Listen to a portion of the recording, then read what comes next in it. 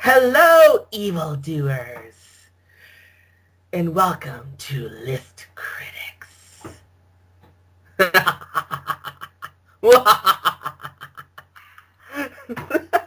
I've let this go on long enough. This is the List Critics, and that is Tanya, and there's something wrong with her. She ate too many stacks of flea flu on Halloween. Hi, everybody.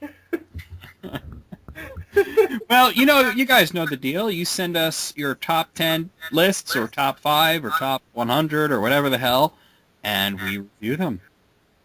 Well, actually, sometimes we review them. Most of the time, we just, go, woo, and that's really about it. That's review. That counts.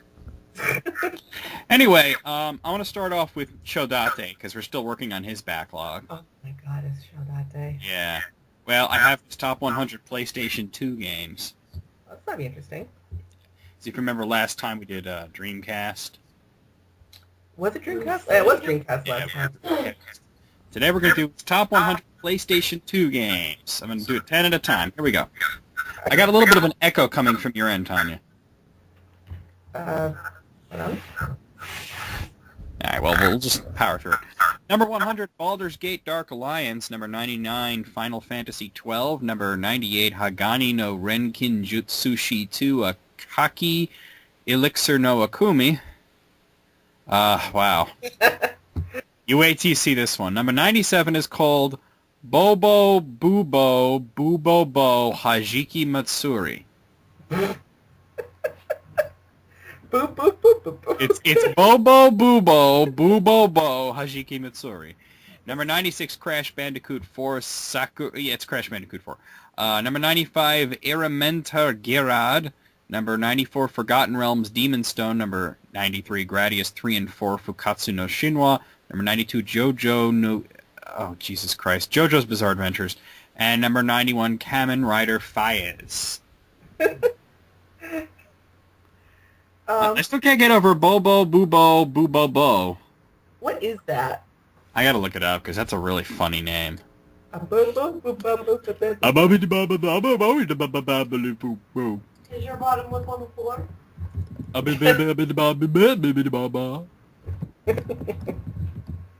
Wow.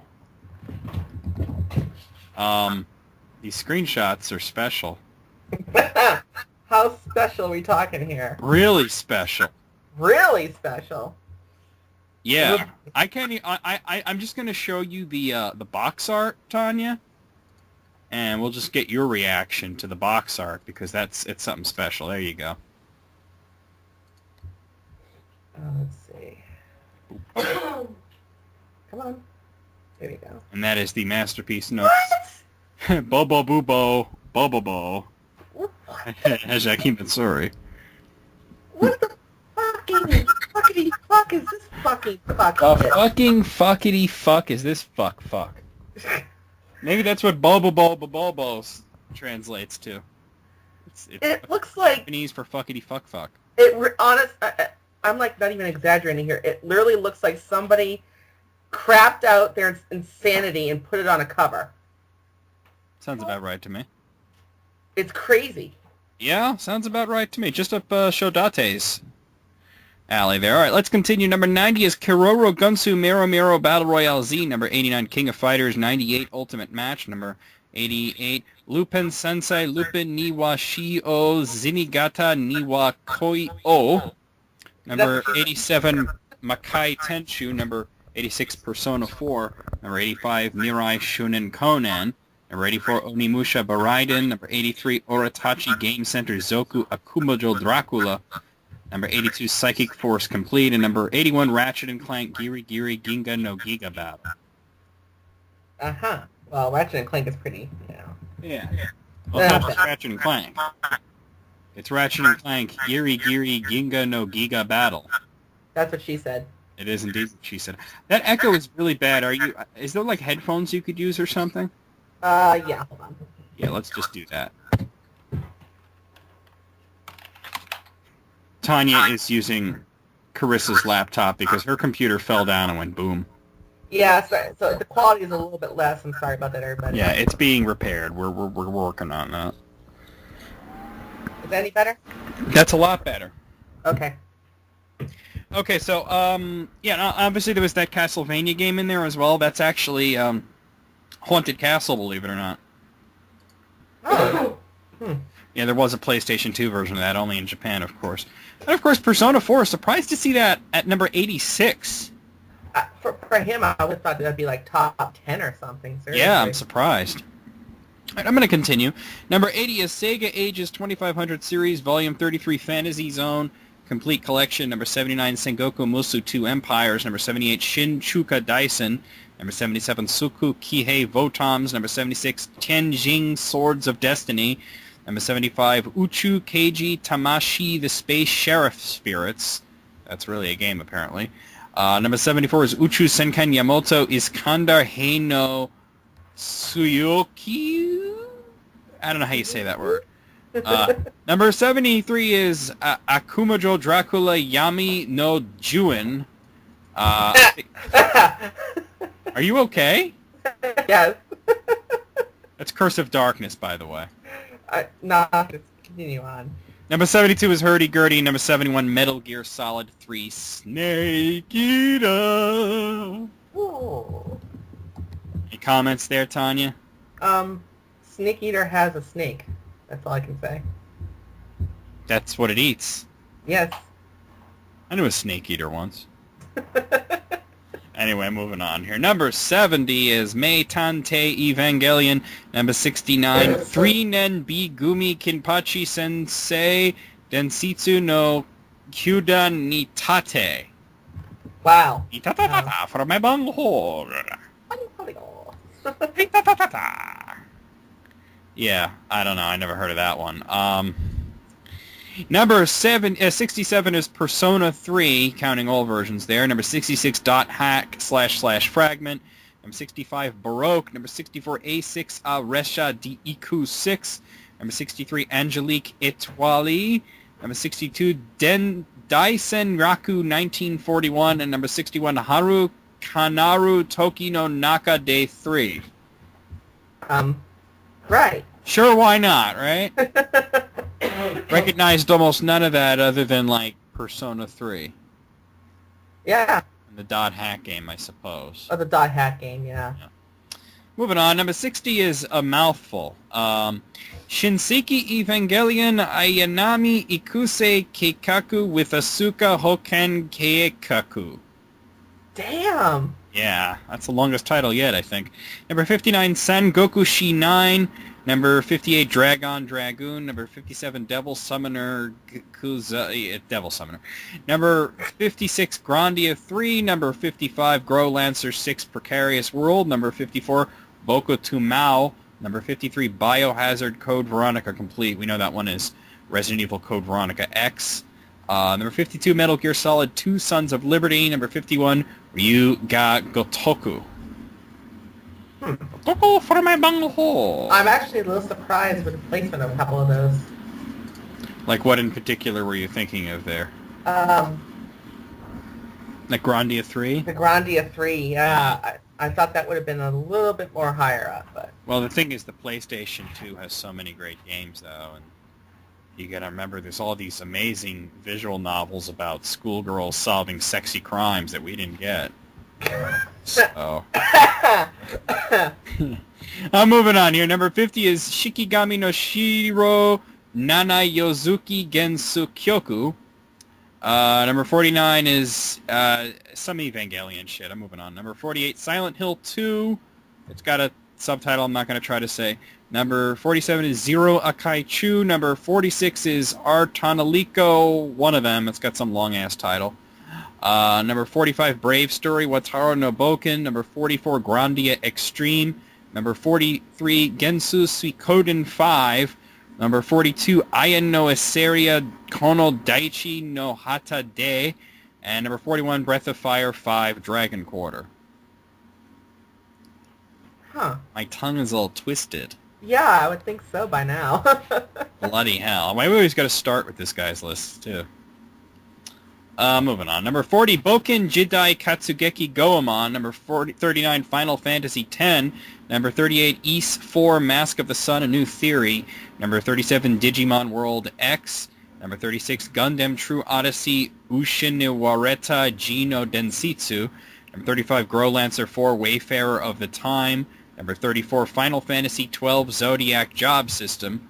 That's the international version, pretty much. Number 33, Sengoku Hime Tu Honu Hyakubana Senran Tatsukaze no Gotoku. Right. Number 32, yeah, exactly. Number 32, Shin Sengoku Musu 5, and number 31, Monster Hunter. You know, I've never actually gotten into the Growlancer series. I've been wanting to, just haven't had a chance to though. Is that RPGs or what? What is the deal with that? I think they're action RPGs, from what I understand. Good enough. Did we get any of those here? Yeah, we got some on the PSP as well. I just never played them. Oh, there you go. All right, I'm going to go ahead then. Let's see. Where was I? Number 30, Ryuga Gotoku 2, number 29.hack//GU Volume 1 Saitan. Number 28, Hagani no Renkin Jutsushi 3 Kami no Tsugu Shouju. Number 26, Lord of the Rings Nakatsu Kuni Daisanki, whatever the fuck that means. I think it's probably the Third Age. Probably. Number 35, Genso Suikoden 4. Number 24, Devil Summoner Kuzunoha Raidu Tai Abaddon U. Number 23, Final Fantasy X-2. Number 22, Dragon Quest Tenku no Hanayome. Number 21, Growlancer 2, The Sense of Justice. I gotta figure out what that Dragon Quest game is. Yeah, which I think... Tenku no Hanayome is 5. Hand of the Heavenly Bride. That was on PlayStation 2. We didn't get it here. Oh. Yeah. It's almost the same as the DS one, except the camera's a little more dynamic. Really? Yeah. That's interesting. Yeah. I didn't know that it was actually released on the PS2. Oh, yeah. You use the engine from 8, except the graphics were closer to, like, the DS. I might have to check that out if I can. Yeah. Might as well just play the DS version, though. Well, this is true enough. All right, number 20 is Ukami. Number 19 is East 1 and 2, Eternal Story. Number 18, Genso Suikoden 3. Number 17, Shin Megami Tensei 3. Number 16, Busen Wizardry Alternative. Number 15, Twinkle Star Sprites La Petite Princesse. It's a manly dude, huh, Tanya? Yeah. Number 14, Dragon Quest Characters Torniko no Daboken 3 Fushigi no Dungeon. Number 13, Atelier Iris Eternal Mana. Number 12, Busen Zero Wizardry Alternative Neo. And number 11, Digital Devil Saga Avatar Tuner. It doesn't get much manlier than Twinkle Star Sprites La Petite Princesse. I'm thinking about this going, it can't be what I'm thinking. You know what? The sad thing is it's probably some puzzle game. Oh, yeah. I'm going to look that up because now I'm, like, kind of curious about what kind of game it is. And let's see. Oh, you know what? I've played the arcade version of this. It's that shooting puzzle game for 2 players. Oh, It's like super cutesy. Oh, I've seen that. Yeah. Did a video on, I think, like the Neo Geo version or something. Yeah, it was like blah. It was weird. Fun game though, but very girly. All right, you ready for his top 10 PlayStation 2 games? If I don't see Final Fantasy X on there, I'm gonna go crazy. Wasn't that already on here? Was it already on there? Well, 10-2 is on here. Yeah. Yeah. Final Fantasy X was number 39. Oh shit. Yeah. Okay, here's the top 10. Kamen Rider Climax Heroes, number 10. Number 9, La Pucelle. Number 8, Namco Cross Capcom. Number 7, Super Robot Taisen Impact. Number 6, Eco. Number 5, Wander to Kyozo. We know that one as Shadow of the Colossus. Number 4, Makai Senki Disgaea. Number 3, Digital Devil Saga Avatar Tuner 2. Number 2, Dragon Quest Shonen Yagas to Fushigi no Dungeon. We didn't get that one. And finally, number 1, my favorite game of all time. In Japanese, it's known as Dragon Quest Sora to Umi to Daiichi to Norowa Reshi Himagimi. Which means Dragon Quest 8, the Sky, the Earth, and the Cursed Princess. Huh. We know it's Journey of the Cursed King. Well. Out of 100, Tanya, what say you? Well, considering I only knew, like, not even a half of what everything on the like list. a third, right? Like a third. And knowing Shodate, you know what? I'm gonna say just for a round number. I'm gonna say 70. I'm gonna go a little higher. I'm gonna go with a 73. Okay. Because I don't like round numbers today. I don't know. All right. Well, I got one more list from him, but we'll hold off on that for now, okay? Okay. Because it's another top 100 list. Gonna love his one top 100 list. What does this guy do that he's got this much time to put together this many top 100 lists? I'd like to know. Could you share the secret? That'd be great. I know, right? Well, I do have another top 100 list. This one was submitted by Darker Super Shadowkin, and it's up on criticallyrated.com, and this is bound to be a controversial one no matter what. It is the top 100 Simpsons episode. Okay, I have my own, but alright, let's see. Yeah. So I'm going to go by tens, okay?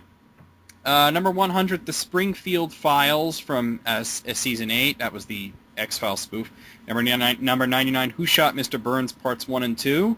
Number 98, Bart the Murderer. Number 97, Dancin' Homer. Number 96, Lisa's Sax. Number 95, Camp Krusty. Number 94, Much Apu About Nothing. Number 93, Missionary Impossible. Number 92, They Saved Lisa's Brain. And number 91, Homer Badman.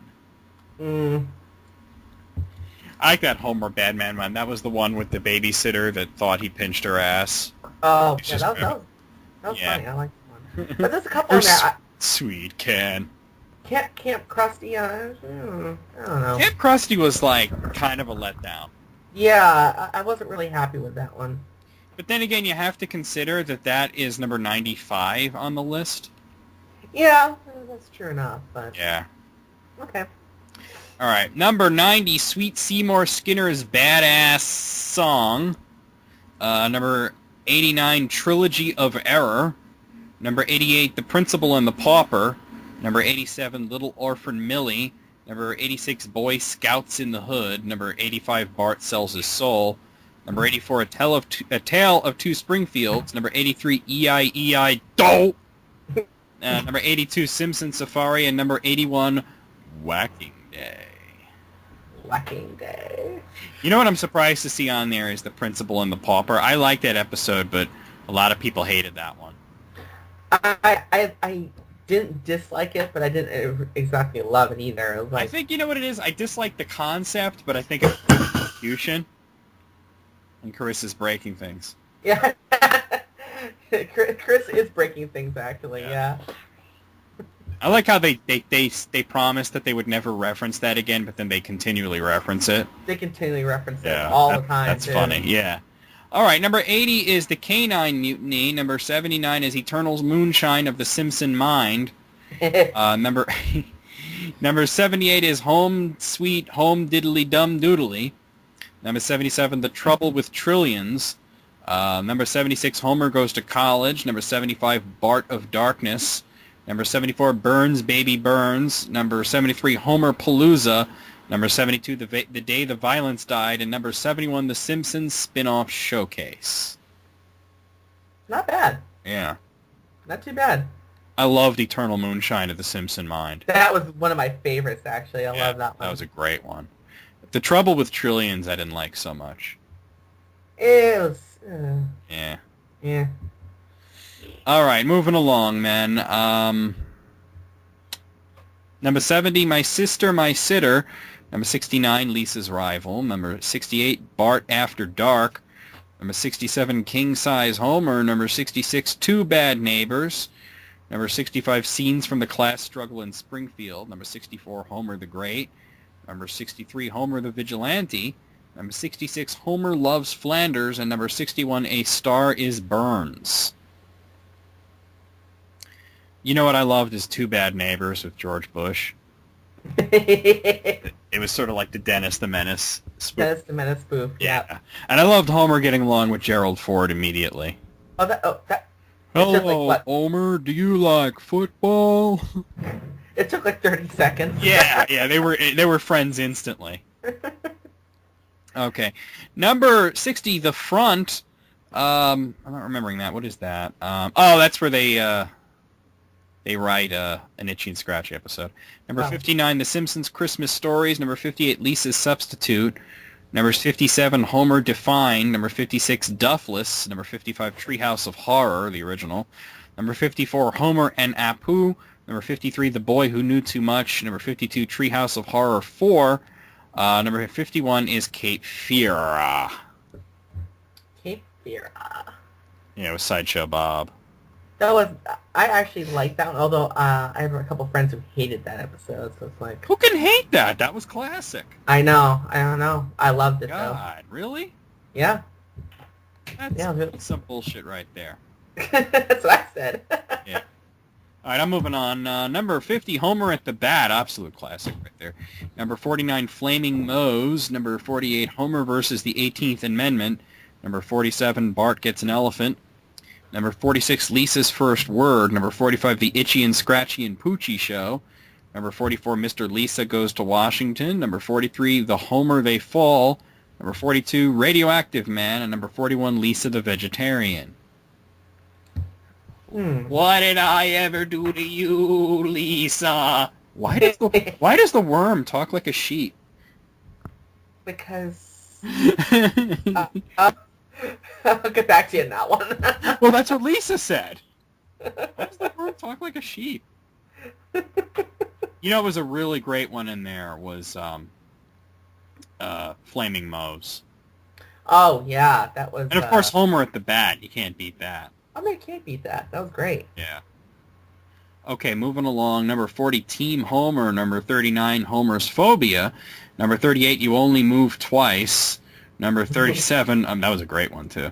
Number 37, A Millhouse Divided. Number 36, Deep Space Homer. Number 35, Grandpa versus Sexual Inadequacy.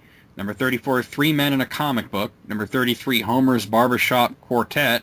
Number 32, The Seemingly Never-Ending Story. And number 31, Lisa's Wedding.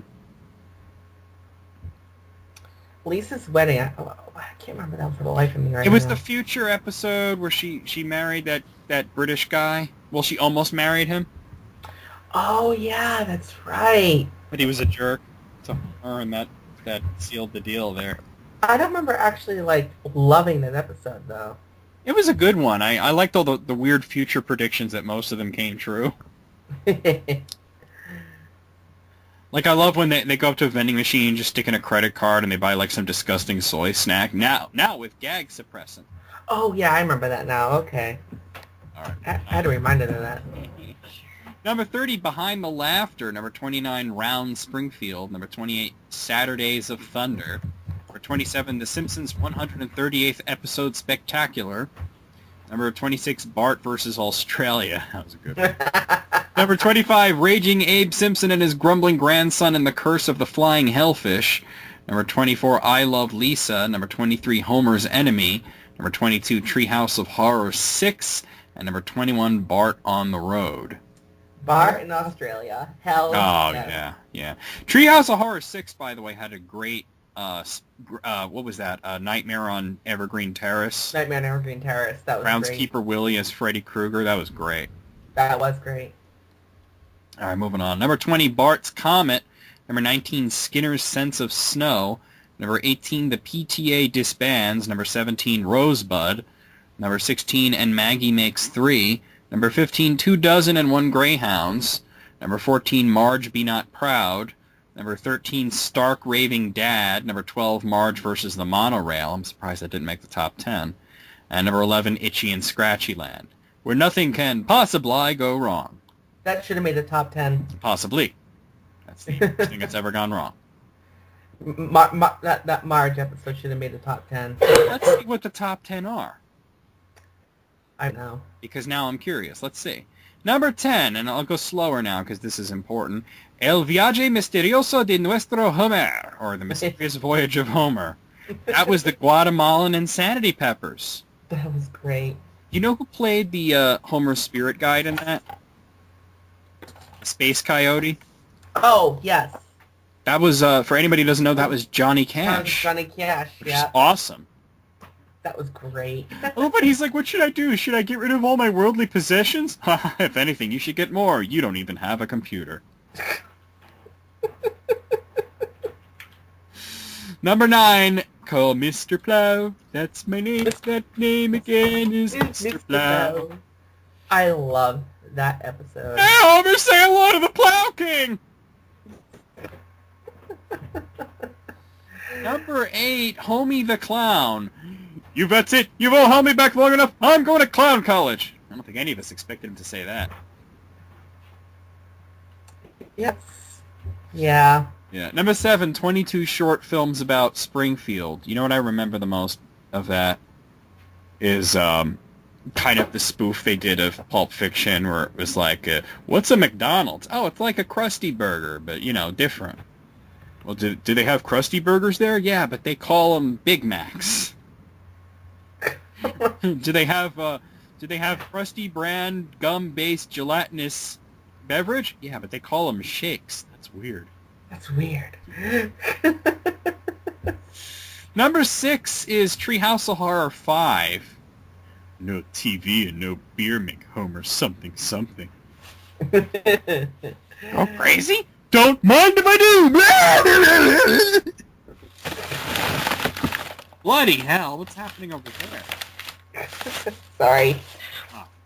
Number 5, Mountain of Madness. That wasn't the best one. Come on. Really? That was with Homer and Mr. Burns going up the mountain? Oh, they were, Yeah. Weren't they got stuck, didn't they? No, it was a team-building exercise, and then they did get stuck, because they got to the thing first, and then there was an avalanche. Yes. Yeah, that's right. It wasn't amazing. Number 4, Last Exit to Springfield. Dental plan! I remember that. Yeah. Number 3, Homer the Heretic. That was a good one, actually. That was a really good one. Homer tried to start his own religion. I remember laughing like hell at that episode. Yeah. Number 2, Lisa on Ice. Me fail English? That's impossible. Holy hell, I don't remember that one. Remember Lisa who played hockey? Hold on. And she was failing gym, and she had to join like a sports team to get a passing grade, and she joined the hockey team, but then she was playing against Bart. I remember now. Okay, yeah. Wow, that took a few seconds. And their pick for number 1 episode, and I gotta say, I don't necessarily agree, but this is a good one, Lemon of Troy, where all the boys went into Shelbyville to get the lemon tree back. That was a good episode, but it wasn't great. I wouldn't say it was the best one, but I think it was great. I just don't think it was number 1 best episode of all time. You know what is distressingly not here is The President Wears Pearls. Oh, Goddess, yeah. That is probably my favorite Simpsons episode. That's one of my favorites, absolutely. Yeah. All right, well, out of 100, Tanya, what say you? A lot of good ones in there. It's hard to pick 100 Simpsons episodes as the top 100 that everybody's going to agree with, because everybody has kind of a different feeling on it, Yeah. I'm going to say 88. Wow, Tanya, you and me are very in sync, because I was going to say 89, actually. Oh, wow. Yeah. Okay. That's craziness. That's insanity. The hell's going on over there? Everything. Okay, Slayer Darth sent a list, the top 10 malapropisms on film. Do I have to explain what a malapropism is? Do you think you need to for the people? Okay, because I know you know what it is. Yeah, but there are people that A malapropism is where you try to say something and you get like one word wrong, and that's what makes it funny. Yeah. So you'll understand them as soon as you hear them, of course, but I just wanted to make sure that people knew what that was before I went ahead with this.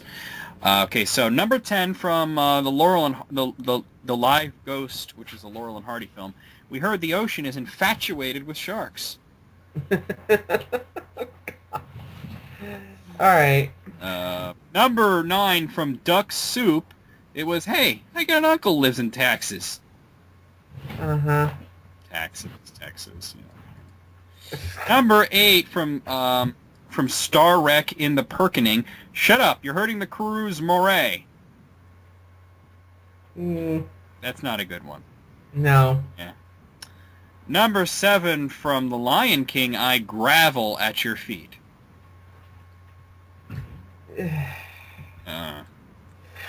I'm not impressed so far. So far, the first one, the Laurel and Hardy one, was a funny one. Yeah. Number 6 from Magical Mystery Tour, Don't Get Historical. Instead of hysterical. Number 5 from Back to the Future 3, I'll hunt you down and I'll shoot you like a duck.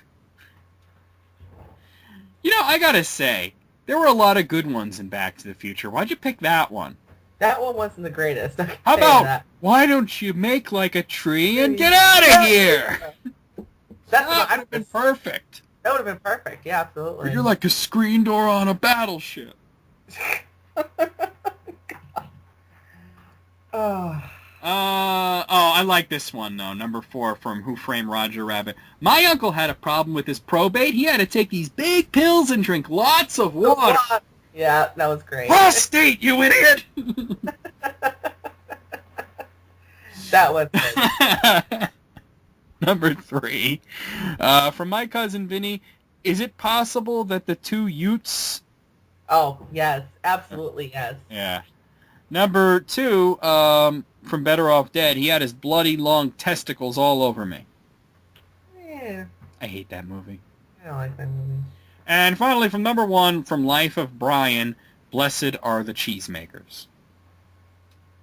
Not the best quote from that movie. No.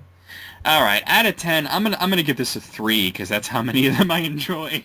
I'm gonna say the same thing. Not the one I would have picked from Back to the Future. They should have picked a better one.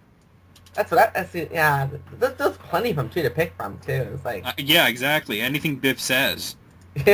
Almost every single thing. Okay. Also from Slayer Darth, he submitted this list coming from Volta.ie. It's top 10 Maverick cops for movies. Top 10. I guess it's actually top 10 Maverick cop movies. So like cops that go out on their own and do their own shit. Yeah, I guess that's where we're going at it. All right. So number 10 is a movie I never heard of called Where the Sidewalk Ends. Never heard of it. Came out in 1950, apparently. No idea. Number 9, Bullet. That I heard of. Steve McQueen. Oh, Steve McQueen. Yeah. Okay. Number 8, I never heard of this one. This is a recent one from 2006, Bon Cop, Bad Cop. Oh, I know that one.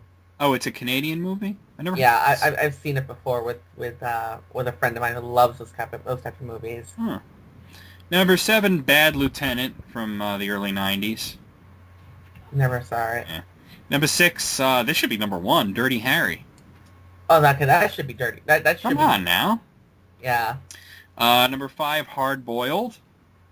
That's kind of an obscure one, actually. That's pretty obscure. Yeah. Number 4, Beverly Hills Cop. I never get sick of that one. It's a great movie, but really a Maverick? Well, you know what? He's not a Maverick cop in his own sense, but he's sort of considered Maverick in Beverly Hills because they're so straight-laced there, and he's from Detroit, and he kind of does things a little different, and that's kind of the joke of it, is that all the cops in Beverly Hills are so uptight by the book, and he's a little more loose, and I think that's why they consider... I just think it's a good movie. Number 3, Lethal Weapon. That's a great one. Lethal Weapon is amazing. Yeah. Although I prefer Lethal Weapon 2. Number 2 is The Guard. I don't know that one. No idea about that one. Yeah. And finally, number 1, French Connection. No. Not a bad movie, but would you really consider that? What? No, not number 1. No. I mean, I would have put Dirty Harry as number 1, or possibly Lethal Weapon. I would have probably put Dirty Harry and then Lethal Weapon as number 2. Yeah. Yeah. Yeah, I don't know. I mean, there's a couple of movies that I would have liked to see on here that aren't, a couple of really weird ones on here, but overall, not a bad list. I'm going to give it a 6. What say you, Tanya? I'm going to say a 5. 5, okay. All right, let's see. Now, here's a list written by Quentin Tarantino.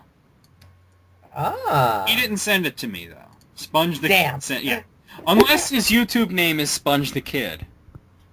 You know, if it was, I'd die laughing. Yeah, that would be. So this is his favorite movies. They don't seem to be numbered. Well, Right that's number? nuts. Okay, well, Battle Royale is on here. Okay. Okay, that's the movie that the Hunger Games ripped off. Yeah, that was one from over in Japan, right? Yep. No, Japan? No, that was that Japan? I could have sworn it was Japan. Yes, it was Japanese. Okay. Yeah. Anything else, which was that Woody Allen thing. Yeah. Audition, which was another Japanese movie. Oh God, his Audition. Yeah. I can't watch that movie. Really? Can't do it. I can't. I know it's sit through it. creepy, but really? It's more than creepy. I cannot sit through it. Wow. The Blade, another Japanese movie. Never saw it. Yeah. Boogie Nights. Oh wow. Okay. Yeah. Surprised that he liked Boogie Nights. I didn't like it. It was all right. I mean, it had really funny moments. I think that's why I liked it. Like, I love the idea of, when Mark Wahlberg tried to become, like, a music star and he's singing, like, the Transformers song and he's doing it all, like, super serious, but he's terrible. I mean, that just made me laugh my ass off. Dazed and Confused. I don't know. Anything with Matthew McConaughey kind of makes me want to throw up in my mouth a little bit. I echo that sentiment. Dogville. Eh. I feel like Quentin Tarantino's movies better than his taste in movies. I know, right? Fight Club, one of my favorites. Hells yes. Okay, now we're talking. Yeah. Friday. Really? Friday? It's terrible. No, that's a horrible movie. Come on. Come on, Quentin. What the hell? The Host, another Japanese movie. The Host? It's a Japanese horror movie. Japanese horror movie. I've seen it. I've never seen it, though. You know, I've seen it. It's been on in the background. Yeah, you know what I mean? Yeah. We have The Insider, not what I would pick, but okay. No. You're going to pick a Michael Mann film. You pick The Insider? Really? I would pick The Insider. What about Heat or Manhunter? Manhunter, that's what I would pick, yeah. I'd probably pick Heat for him. Or Collateral. Collateral. Next no. is Joint Security Area, which is another Japanese film I've never even... Oh, no, I'm sorry. This was a Korean film. Oh, I never heard of it. Yeah, just looked at the lettering. That's Korean lettering. Lost in Translation. That sucked. Come on. That was a horrific movie. I don't get what the big deal was. And I like Bill Murray, and I really like Scarlett Johansson, but what the fuck was that about? I to this day, if somebody asks me, what is Lost in Translation about? I'd be like, I don't know what the fuck it's talking about. I'll tell you what it was about. The opening credit scene with Scarlett Johansson's ass and see-through panties. That's what it was about. Okay. The rest of the movie was superfluous. Ridiculous movie. Let's see. The Matrix. The Matrix was good. Matrix was a good movie. Yeah. Apparently the reason these are not numbered is that when Quentin Tarantino listed them, he didn't number them, so... Oh. Well. Memories of Murder is another Korean film. Never saw it. Never heard of it either. Super Cop with Jackie Chan. Really? That was super dumb. No. Come on. Really?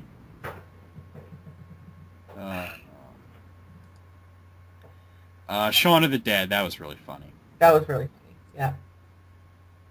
Speed. Speed wasn't particularly good, but I can understand why he liked it. I actually didn't mind Speed. No, I mean, it was entertaining. Yeah, it was a good popcorn movie. Yeah, exactly that. It was entertaining. There was nothing, serious about it.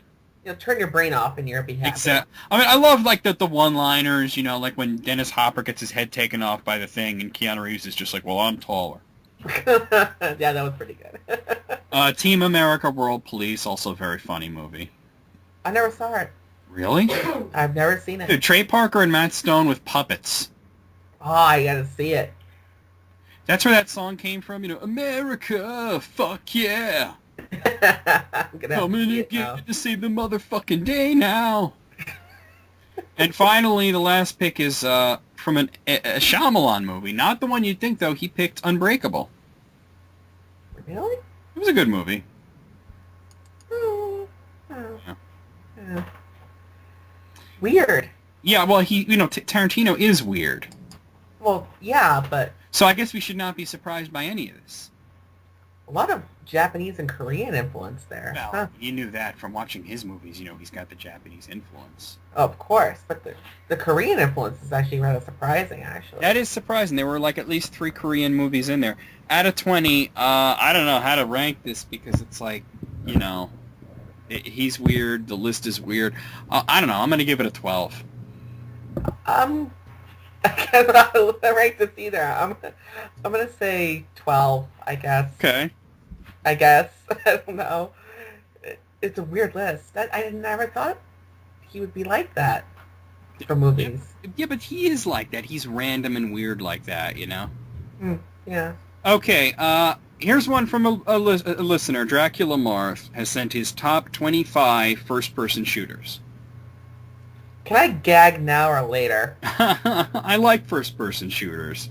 Well, this will be more you. Although I do love Doom, so I hope that's on there somewhere. Well, he's got a couple of honorable mentions, and he also mentioned a few games that you might expect to see that he did not include would be Fallout New Vegas and Deus Ex, because he considers them to be RPGs, which I think is accurate. Yeah, well... Yeah. His honorable... His honorable mentions are Borderlands, 8-Bit Killer, and Fugitive Hunter. I never played 8-Bit Killer. I never heard of that, to be honest. Yeah, no, I'm curious. He says it's Mad Max meets Wolfenstein with NES graphics. That just makes me insanely curious now. I'm down for that, man. Yeah. It's also a freeware thing, so... I might have to check that out And now. I'm going to just Google this real quick just to see if it looks anything like what he says it does. Cause I'm going to do the same thing. If it... Oh, yeah. Oh, wow. Apparently you're, like, shooting, like, little Pac-Mans and, like, Noids and shit from video games. I might have to play this. Yeah. Okay. I'm down with that. All right, down anyway. Here's his actual list. Number 25, and he has notes for each of these. Number 25 is Shadow Warrior. Oh. Nowadays, it's cringeworthy to hear how stereotypical Lo Wang main character Shadow Warrior really was. Still, I can't fault the gameplay. 3D Realms didn't fix what Duke Nukem 3D didn't break, and Shadow Warrior benefited. Its low placement is because compared to the other build engine games, it's not too memorable outside of Lo Wang's possibly racist one-liners. Okay. Possibly racist? Possibly racist. How about incredibly racist? Yeah, it was a decent game, though, yeah. Number 24, Metro 2033. One of the most immersive shooters of the last few years, Metro 2033 pulls out all the stops to make you feel like you're really a Russian post-apocalyptic scavenger trying to fight off mutated animals. Its low placement is due to it having a lot of bugs when it was first released. Advice, set the voices to Russian. The English voice acting, not so great. Never played it. I never played it, but our mutual friend Andrew played it. He said it was good, so... Okay. Number 23 is one of my favorites, Heretic. Some would put Hexen above Heretic. Oh, sorry about that. Are you okay? Yeah, no, I just dropped the microphone. Some would put Hexen above Heretic, but I don't know. I just kind of liked Heretic better. Yes, it's basically medieval fantasy Doom, but it turned out better than a lot of contemporaries that tried to copy Doom, like Zero Tolerance or Robotica. Yeah, Robotica sucked. Heretic was awesome. Medieval fantasy Doom? Yeah, please, yes. Medieval fantasy Doom. Exactly. That's exactly what it is, and there's nothing wrong with that. And I would not put Hexen above Heretic. Hexen was okay, but Heretic was awesome. I've played Hexen, never Heretic, though. Heretic's way better. Hexen is okay, but it's a lot of, okay, I flipped that switch, now what did that do? You know what I'm saying? Well, you've played it, you know. Okay, number 22 is Quake. A game that helped put PCs on the map, and as a major PC gamer, I appreciate that. Quake was awesome. You played Quake, right, Tanya? I played Quake. Okay, so there you go. It was a thing that happened. It was an awesome thing that happened. I wasn't that impressed. Oh, stop it. Number 21. Number 21 is Painkiller. Arguably one of the most metal games ever created, Painkiller didn't try to copy the latest trends in the genre, instead opting to go back to its roots, mindless fun shooting things. Now when I say Painkiller, I mean the original. Avoid the sequels and expansions like the plague, they are awful. I don't know, I never played that one. Never did. Yeah. Number 20 is Time Splitters 2. Time Splitters 2 is the fan favorite of the Time Splitters series, and I can't say I blame them for loving it. While many shooters at the time tried to be Halo or Medal of Honor, Time Splitters 2 refined the formula of GoldenEye and Perfect Dark, having been made by some of the same guys, and slapped on a good sense of humor. More FPSs need to be this lighthearted. Okay, I gotta say, I played Time Splitters and I played Time Splitters 2, and I thoroughly agree. Time Splitters 2 is the shit. I love it. You ever play the third one? No, I never played the third one. I haven't. I never played it. Yeah, it's a good game. And by the way, if you want a light-hearted FPS, you might want to play Team Fortress 2 then. Oh, yeah, another good game. Yeah. Yeah. I don't know if that's on here. I just figured I'd throw that out there. Okay, anyway. Number 19, Battlefield 1942. I cannot vouch for Battlefield 2 or 3, but if they're anything like this one, they're probably great. Battlefield 1942 took Medal of Honor's ball and ran with it, making it one of the best World War II games. Never played it. I'm not a fan of that series. I never played any of the Battlefields, so I couldn't tell you. I'm not a fan. Not a fan at all, actually. Number 18, Serious Sam Next Encounter. People say this is the crappy Serious Sam game. What? I don't know what they were smoking because Next Encounter is awesome.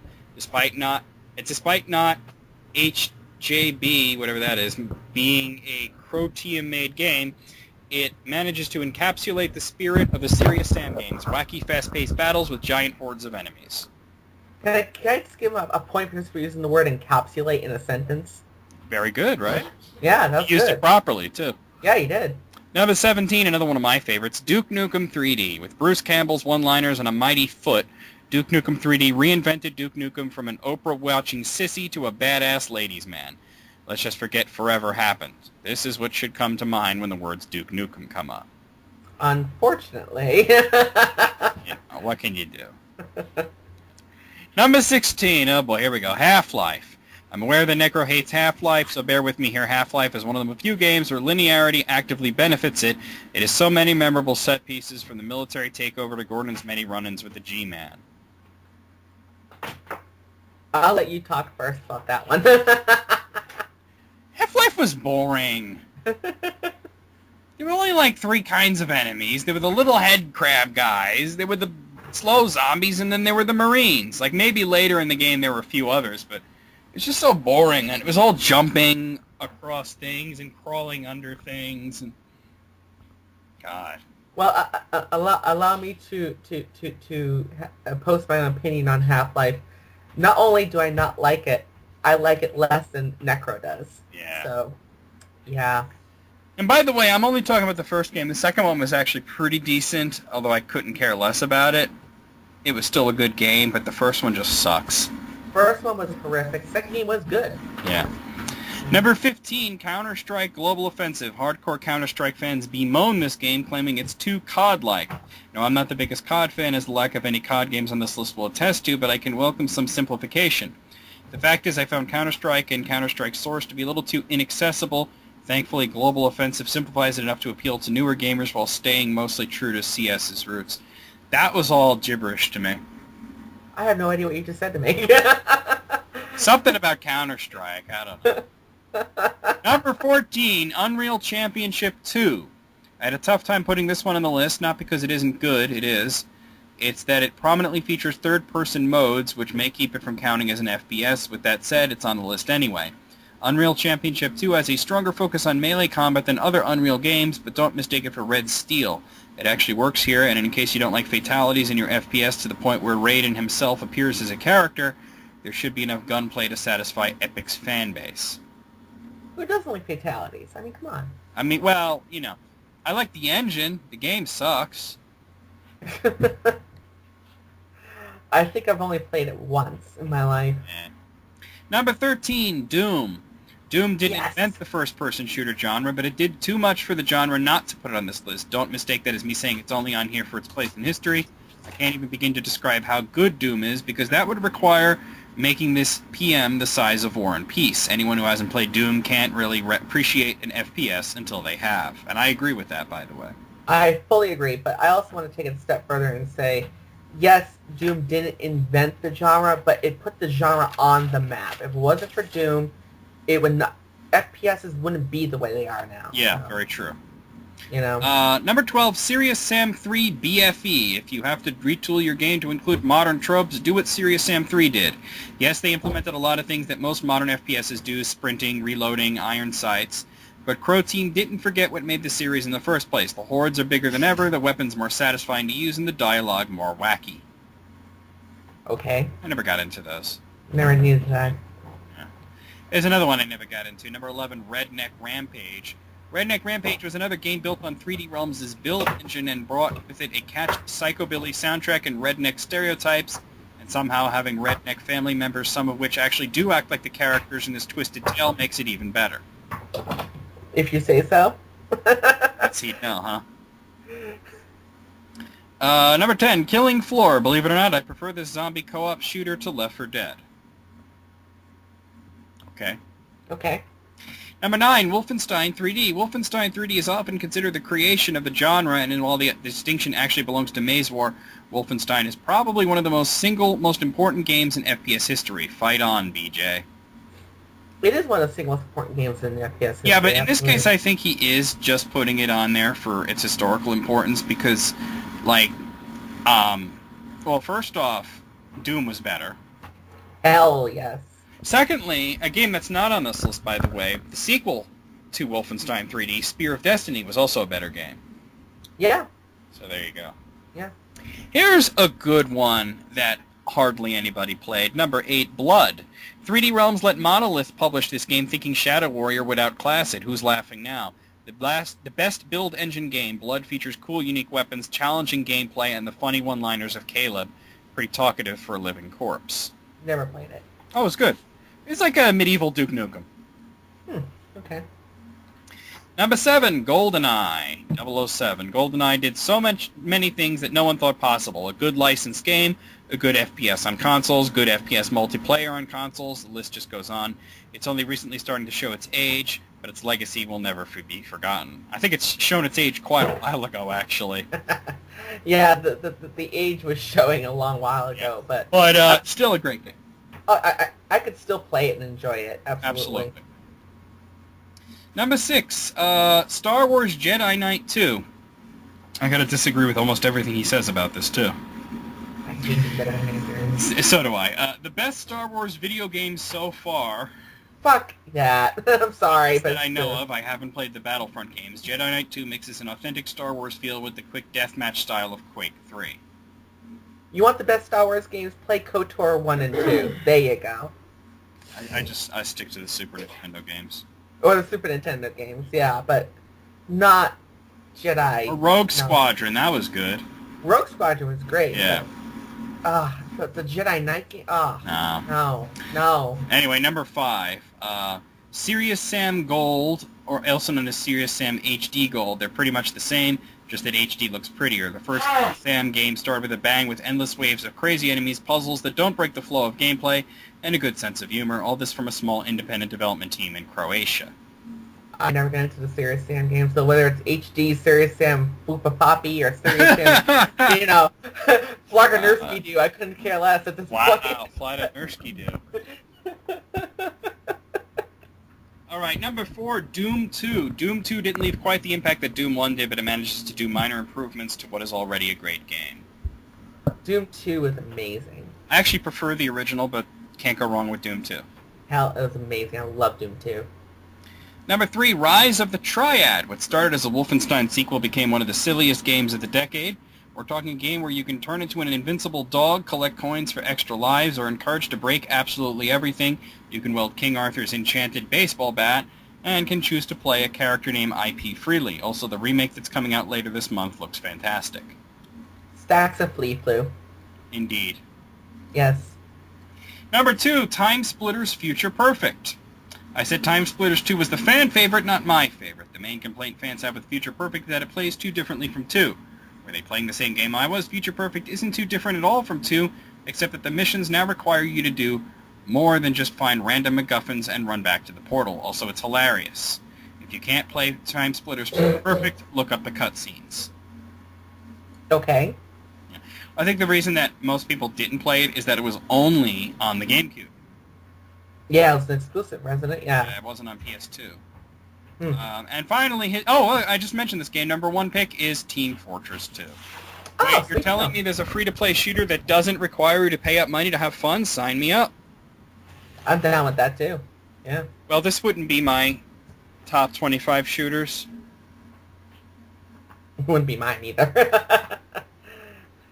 By the way, my favorite of all time still remains to be Doom 64. I don't care what anyone says. I was just going to say the same thing. Where's Doom 64 in that list? He might not have played it. Out of 25, what say you, Tanya?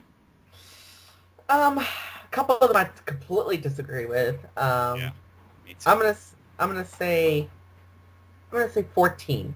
I'm gonna say 16. Okay. Oh, by the way, speaking of first-person shooters, I did finish Call of Duty Ghosts earlier. Oh, and Good game. good game. Good game. I enjoyed it. Not the best one in the series, but very enjoyable. And they had to put that little sequel bait in there too. Of course. So it's got the fake credits and everything. Like the title comes up and the credits start, but then there's more to it. Oh, sweet deal. Okay. And by the way, I forgot. I actually wanted to tell you this before I recorded. But if you want to hang out after this, me and Andrew are going to watch the South Park movie. Oh yeah, I'll watch He's going to be it. streaming it if you guys want to watch with us. Hell yeah. That's going to be at 11. I love that movie. Yeah. Well, he's going through the entirety of it, and he finished up season 3, so it's time for the movie. Oh, really? Oh, wow. Now this, I don't get things like this. From Puffness, the top 22, this is from Tat's Top Videos, actually. Scariest glitches in video games. Who the fuck finds glitches to be scary? I guess maybe if you're in the middle of a save, but that's about it. Yeah, but like a lot of people are like, oh my god, that glitch was so creepy. What is this that you sent me, by the way? It'll break your brain. I'll check that out later then. I need my brain right now. All right, well, anyway, Ghostly and I'm going to go through this very quickly because I don't think this is a good idea for a list, but whatever. Number 22, Ghostly Animals from Zoo Tycoon. Number 21, Missing Number from Pokemon. Number 20, Pedestrians in Mirror's Edge. I don't even know what most of this shit is. Number 19, Luigi's Shadow hangs himself in Luigi's Mansion. Number 18, FIFA's creepy faces in most of the FIFA games. That's not a glitch, that's a flaw. Number 17, Model Spasm in GoldenEye. Number 16, Fallout New Vegas intro. That's just the intro, that's not a glitch. You know, this must be like you have to watch the video to really get most of these. Apparently. Number 15, Weird NPC in the Resident Evil remake. Number 14, Geralt's distorted face in The Witcher. Number 13, Living Corpses in Hitman Blood Money. Number 12, Spastic Bodies in Bully Scholarship Edition. Number 11, Model Deformity in Super Smash Bros. Brawl. Number 10, Ghost Cars in Grand Theft Auto San Andreas. Is any of this really creepy? No. Number 9, Dead Talking NPC in most of the Call of Duty series. I've played all of them, and I never ran into a dead talking NPC. A dead talking NPC? Although in the original Call of Duty, there was something kind of weird where occasionally... I guess it's the Steam version, or I don't know. Or maybe it's just because I'm playing it on a newer computer. But sometimes when you kill enemies, instead of falling down, they, like, stand rigid. I think it's like because you're playing it on a new computer, kind of. Like one of those type of... It's some sort of overflow error, I think. Yeah. Anyway, number 8, Giant Soldier in Battlefield 3. Number 7, Half People, Half Animals in Red Dead Redemption. Number 6, Alma following the player in Fear 2. Number 5, Creepy Watson in Sherlock Holmes. Number 4, Living Mannequins in Skyrim. Number 3, Demon Babies in The Sims 3. Number 2, Jockey Face Truck in Left 4 Dead. And number 1, The Gibbs in Fallout 3. Yeah. You know, speaking of Skyrim, it was kind of discovered fairly recently that you know how like certain characters you kill, the bodies don't stay there forever; they disappear after a while. Tanya, Hmm. Yeah, I'm trying to think about it. You know, it's like what are you trying to think about? I'm trying to think about how these things could be scary. I'm just trying to Oh, no, think. but did you hear what I said? No, I couldn't Oh, quite hear you. I'm trying to pay attention here. Now, come on. You know how in Skyrim there's certain characters that like you kill them and they disappear, Oh, yeah, okay. and they don't stick. The body doesn't stick around. Yeah, kind There's of. actually a space in the game where they all go. Where did they go? It's this space. It's not connected to anything.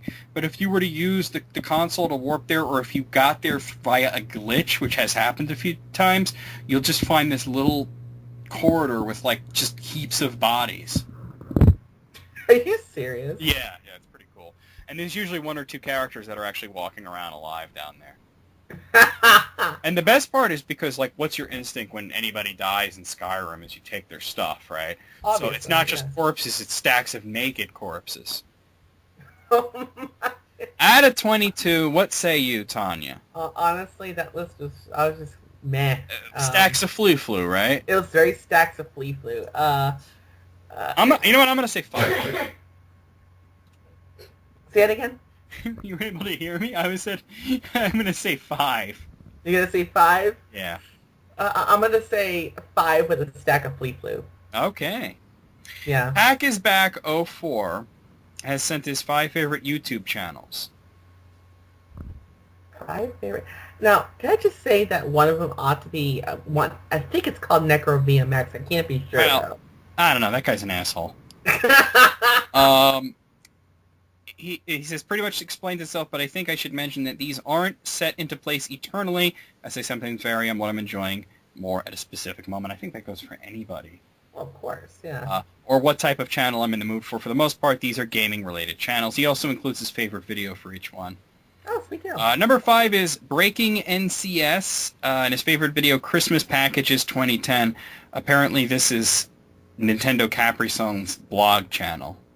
Oh, I never saw it. Yeah. Number 4 is Far From Subtle, and his favorite video is Victory. VVVVVV is Awesome Part 13. Okay. Okay. It seems to be a bloody hell, a group LPing channel.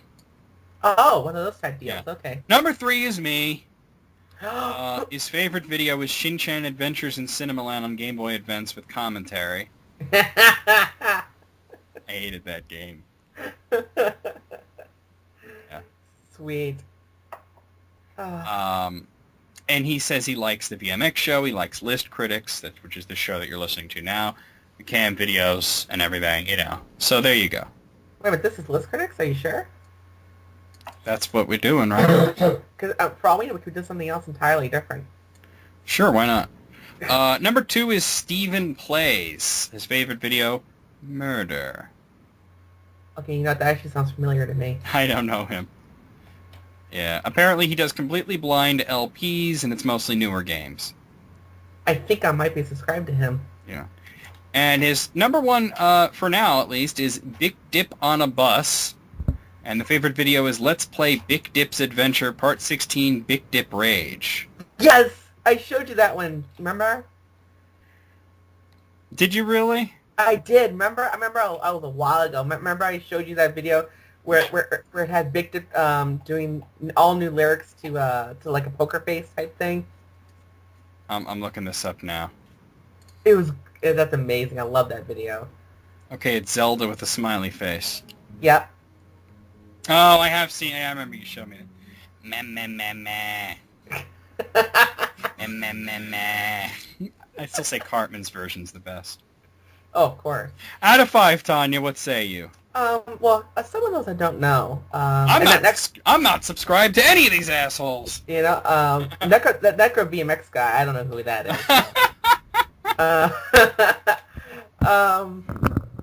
I'm gonna say 3. 3? I'm gonna say 3 as well. Yeah. I'm gonna say 3 as well. All right. Meh, meh, meh, meh. Paul Balch sent this interesting list, Tanya. Top 10 games that are never on anyone else's list. Wow. Only games that he's played, so nothing he's never played, never mind anything I haven't heard of, they're on this list. Okay, so these are 10 games that he likes that are never on anybody's lists. Actually, I like lists like this. Okay. Interesting, right? Yeah. Number 10, King Arthur's World on the Super NES. A fun puzzle game that had good puzzles and a fun battle system. Also, one of the few games that used the Super NES mouse. Never fucking heard of it. I never heard of it either. Yeah. Okay. Number 9, The Godfather for PlayStation 2 and Xbox 360. A great open-world Grand Theft Auto clone that does something few movie games do. Not. That was... I played that game. And? I enjoyed it. Okay, then. And I think I enjoyed it more than I did GTA. Yeah. Number 8, Stronghold Crusader Extreme for PC, an interesting castle-building sim that allows you to do something the original Stronghold game didn't let you do, lets you call in an enemy army to test your design. Never played any of them. So there's like an attack me button, I guess. Apparently. Yeah. Number 7, The Age of Empires 2 Age of Conquerors for PC. Played this tons in the service, and to me this is one of the best RTS games and still played to this day. Age of Empires is good. It's a good, but really not on anybody else's list. I think that'd be on somebody's. It's got to be on somebody's list. Yeah, that's a pretty notorious game. So. Number 6, Majesty for PC, a quirky fantasy kingdom sim that has both heart and a good sense of humor. Never played it. Yeah, never heard of it. Number 5, Empire Earth. While Age of Empires is one of the best RTS games made, I love how Empire Earth goes from cavemen all the way to mechs and flying tanks from the future in it. A cool way to go through the ages. Never even heard of it. Yeah, I liked that game better when it was called Civilization. Number 4, Black for PlayStation 2, the last first-person shooter I really got into. The ragdoll physics wowed me, and I enjoyed the story, something lacking in most single-player shooters. Never even heard of it. Who sits there and says, well, the ragdoll physics in this game are awesome? Couldn't tell ya. Bizarre. Number 3. Number 3. Every time I try to talk, there's some noise. Sorry, it's Chris is just moving around stuff. The Suffering for PlayStation 2.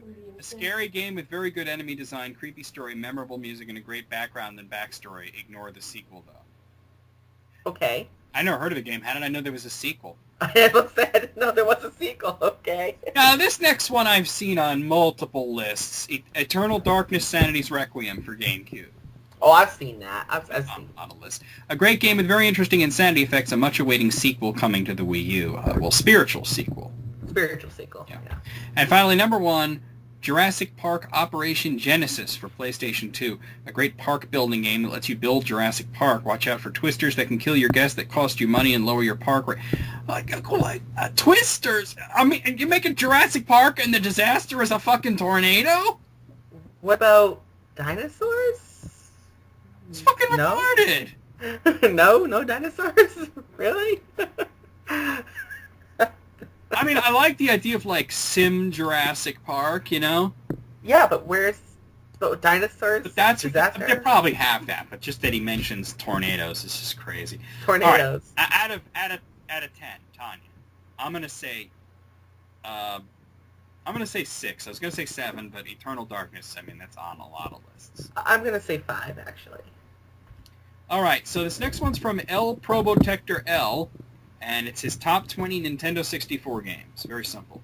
Oh, okay. Number 20 is Top Gear Overdrive. Big fat sack of no to that. Number 19, Command and Conquer. That was actually pretty good. Yeah. Number 18, Star Wars Shadows of the Empire. Oh, okay. Good Good game. Number 17, Bomberman 64. Excellent. Okay. Excellent. Number 16, Conker's Bad Fur Day. Good choice. Love that game. Number 15, Yoshi's Story. I find that one underrated. Severely underrated. Number 14, Turok Dinosaur Hunter. I did have fun with that one. I only played it, I think, like a few times. I never actually remember enjoying it. It was hard. You had to get used to the controls, and even when you did, it was a hard game. Mm. But I think it was rewarding. I don't know. The only thing is the ending fucking sucked. Oh, okay. Number 13, Diddy Kong Racing. I didn't like that one. Oh, I hated that game. Yeah.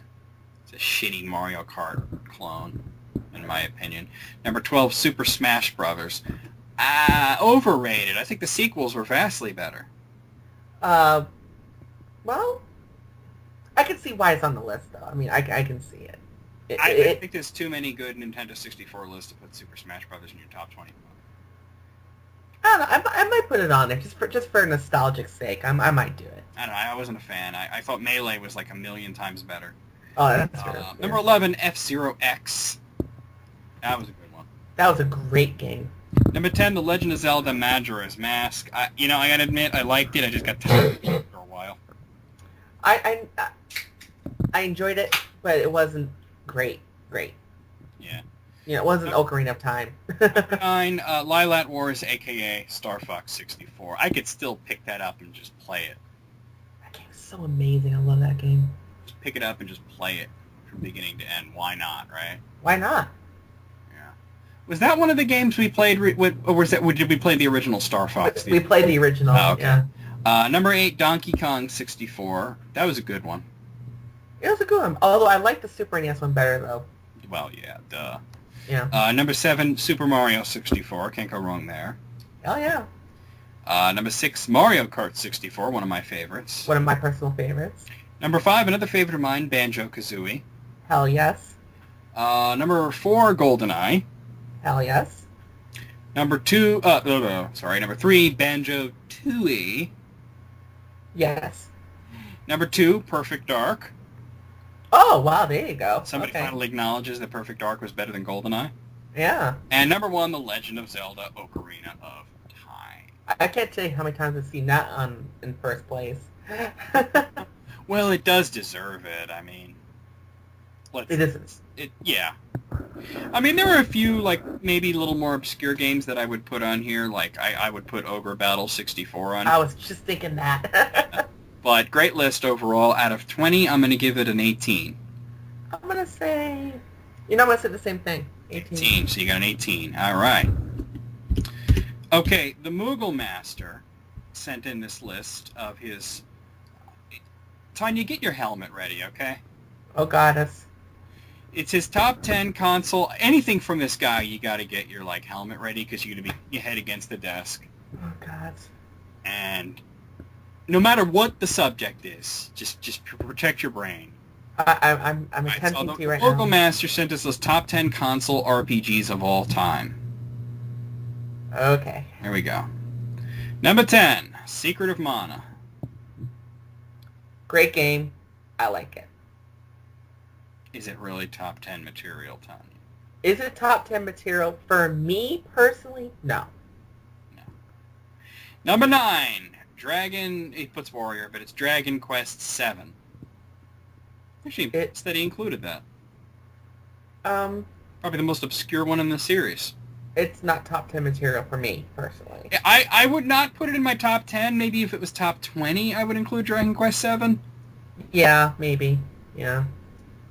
Number 8, Final Fantasy IV. I can see that being on here. Absolutely. Number 7, Breath of Fire 2. Great game. Great game. Yeah. Number 6, he seems to be stuck on the Super NES because I'm actually looking at this, and spoiler alert here, Tanya. Mm-hmm. Other than Dragon Quest 7, only one other game on here that's not a Super NES game. Oh, wow, okay. Okay, so number 6 is Final Fantasy V. Really? Final Fantasy V better than 4, A huh? fine game, but not better than 4. No, it's not. Number 5, he puts Final Fantasy VII. Okay. Okay, acceptable. Number 4 is Chrono Trigger. 4 is Chrono Trigger. Are you ready to get royally pissed off, Tanya? I'm already kind of there, actually, just with that, but alright. Well, number 3, and I want you to keep in mind this is one place above Chrono Trigger. Okay. Okay, this is 5 places above Final Fantasy IV. Okay. Earthbound. You can't hear it, but I'm actually screaming as loud as possible in my head. What the effing fuck? Okay. Now, again, I hate Earthbound so much. again, it's not that Earthbound is such the crappiest game on Earth, because it is not that. It's... If I was to do a top 10 crappy games, I wouldn't put Earthbound on there, but maybe if it was top 50. Yes. But here's the thing.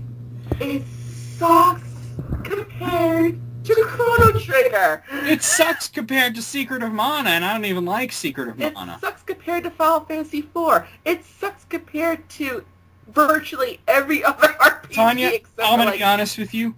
I'd rather play Final Fantasy VIII. oh wow, that's huge. Yeah. That's huge. At least That Final is Fantasy huge. VIII had good graphics. I mean, okay, you guys gotta understand something about Earthbound, okay? The story is ridiculous. It's not even ridiculous good. It's ridiculous bad. The dialogue is bad. Earthbound taught me how to love. It's bad. It's from even from a dev's point of view, it's bad. There's nothing about it that's good other than the music. Yeah, and even then, I even disagree with you about the music. I think the music sucks. The music's okay. I mean, I'm not saying it's, Final Fantasy level. But I just don't. It's so overrated. It is so completely overrated. Better than Chrono Trigger. You cock. Better than Chrono Trigger. Chrono Alright, well, Trigger let's see what he says is better than Earthbound. Number 2 is Dragon Quest III. And number 1 is Final Fantasy VI, of course. But Thank you for Final Fantasy at VI. least there's that, At least he got that right. But I'm sorry, but there's no measure, shape, or any form whatsoever that Earthbound is better than Chrono Trigger. It just is not. It might make a better, thing to hold up your table or something. Paperweight. Yeah. I just... that drives me up the wall. It's poopy. Out of 10, Tanya, what do you say? Well, Final Fantasy VI, Chrono Trigger, it's all awesome, amazing games, but the order... We're at number 4. Earthbound. Earthbound is better than... Earthbound, better than Chrono Trigger. Final Fantasy 4, 5, and 7. That left a sour taste in my mouth, man, seriously. Got enough 3 points off of that. I'm gonna knock it down to a 5. I'm gonna say 4. Yeah. Yeah. All right. Moving on. I knew that was gonna get to you. Earthbound. It got to me too. Let's see. All right. Let's see. Puffness sent me this link. Let's see what the deal is here. Let me just get there. My God. I picked up Batman Arkham Origins today, by the way. Oh, sweet deal. I haven't played it, but I haven't. Okay, so this is from ScreenCrush.com. It's the 10 most confusing movies of all time. Okay. Okay, number 10, Mulholland Drive, which I never saw, so I don't care. No idea. Yeah, number 9, The Tree of Life, which I've never even heard of. I never heard of it either. Number 8, The Matrix Revolutions. That wasn't confusing. It was crappy. It wasn't confusing at all. I understood it. It just... By the way, I liked Reloaded. You liked Reloaded? Yeah, I liked it a lot, actually. Revolution sucked, though. Revolution. Yeah. I think I was calling it The Matrix Regurgitated for a while. Regurgitate. Nice. Number 7 is Pi. Well, that was meant to be confusing. I never saw it. It's a good movie. It's like this guy, and he's like this math genius, but he's also like insane. Insane math genius. Huh. Yeah. He does a little self-surgery with a power drill. Oh, that's craziness. Yeah. Number 6 is Primer. That one I never heard of. Never heard of it. Number 5, End of Evangelion. Well, it's Evangelion. What do you expect? I've never even seen the Evangelion, so... It's all about... you know what Andrew calls it? He calls it DSM-4 the anime. Oh, okay. It's all about people who are out of their fucking minds. I gotcha. Yeah. Number 4 is Eraserhead. Yeah. Okay, yeah, that was pretty. I don't think Eraserhead was supposed to make sense at all. Actually, I think it was just like, honestly, I mean, as good as it was, I think it was nonsense. I think it was meant to be a mindfuck. It just, Yeah. you know. Number 3, Memento. I think it's only confusing the first time you watch it, and then the second time, it all falls into place. I agree. Yeah. Great movie, by the way. Good movie, yeah. Number 2, Donnie Darko. Was that really confusing? I have to say, for me, I caught it all the first time, but I will say a lot of my friends didn't get it until like the second or third viewing. Those are people who don't pay attention. Yeah, seriously. Yeah. Oh. And the number 1 pick, 2001: A Space Odyssey, and that is true because it's one of those, unless you've read the book, you have no fucking idea what's going on. Hal! One of my favorite villains is Hal. Out of 10, I'm gonna say I'm gonna get, there were a couple I didn't know, but I'm gonna give it an 8. My God, Carissa. I know she's not feeling that good. Terrible. She should go Alright. lay down or something. Drink some tea. She is laying down right now, actually. Oh my God. 6. I'm gonna say a 6. 6? Okay, that makes sense. Did I say what I was giving it? You said an 8. Yeah, I said an 8. Okay. I'm like, blah. She coughed out your brain cell there for a moment. It's okay. Okay, also from Puffness, and this is, he's transcribing this from a video list by Watched Mojo. It's the top 10 signature rock moves. Top 10 signature rock moves. You know how like certain rock stars have like a certain move they do on stage that's associated with them. Do they do it anywhere else though? My. Some of these I hope not. Some of them, we'll judge it. We'll judge each one, you know. Number 10, ZZ Top, the 360 guitar spin. If you can do that in bed, then you are a genius. Damn. Yeah. Just gets like a groupie and just like plops her on there and then spins. Wow. Number 9, Axl Rose of Guns N' Roses' Snake Dance. So I always thought he was having a seizure. Wow. There's a name for that move? Apparently there is. I thought he was a weirdo. Wow. Number 8, Gene Simmons of Kiss, the tongue wagging. You definitely want to do that in bed. Oh, of course. Hell yes. Number 7, Jimi Hendrix playing guitar with his teeth. I could say something, but I won't. Yeah, well, you should. Look, there's maybe a 2% chance you should use teeth in bed. Just put it that way.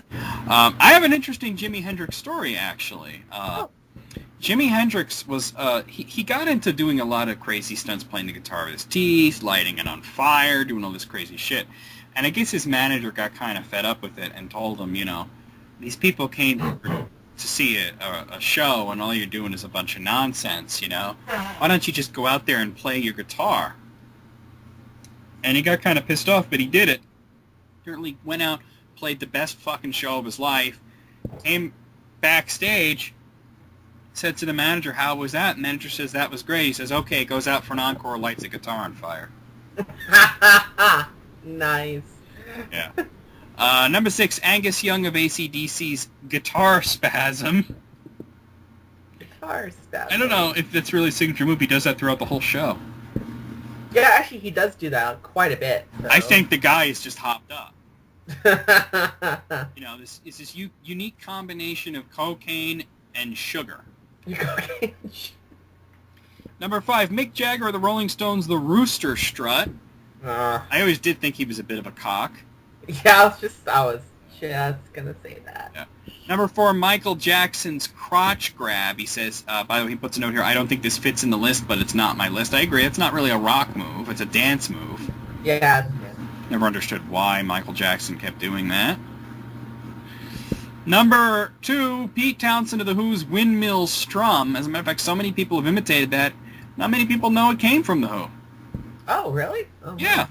And finally, number 1, and this is, of course, number 1, Chuck Berry's Duck Walk. Oh, that's a given. It's another one that everybody does. Hell, they did that in Back to the Future. Yep, they did. You know what? Out of 10, I'm going to take a point off for Michael Jackson, but otherwise a very solid list. I'm going to say 9. What do you say, you, Tanya? I would say the same thing. 9. 9, okay. I also have another list here that Puffness sent me. It's from GameDynamo.com. GameDynamo.com. Okay. Yeah. And it's the top 5 hardest self-imposed gaming challenges. Whoa. Self-imposed gaming challenge? Well, you know, like sometimes if you're so good at a game, you say, oh, well, let me see if I could beat it without weapons or some shit like that. Oh, so you basically challenge. Okay, Yeah, exactly. All right. Yeah. Okay, so let's see. Number 5 is for any Elder Scrolls game, apparently, called the Chuck Norris Challenge. So apparently no armor, because Chuck Norris doesn't need armor. No weapons, because Chuck Norris doesn't need weapons. And you have to beat the game. Yeah, I've done that in Morrowind. It's actually very easy. I think I did it in Oblivion. Oblivion, it's more annoying to do, but yeah. I think I did that in Oblivion, but I never did it in Morrowind. I would not try it in Skyrim. No. Number 4 is the Nuzlocke Challenge from the Pokemon games. You can only catch the first Pokemon you encounter per area, no healing allowed outside of the Pokemon centers, and if one of your lovable friends faints heroically in battle, they're rendered unusable for the rest of the game. I remember when I asked Elizabeth about that, because I had no idea what that was until she told me. I think I was in the chat for that. Yeah, you were. Yeah. That's one way to make it interesting. Number 3, for the Mega Man series, try playing with only the arm cannon. No? Well, you know, Mega Man 9 and 10 have achievements for that, actually.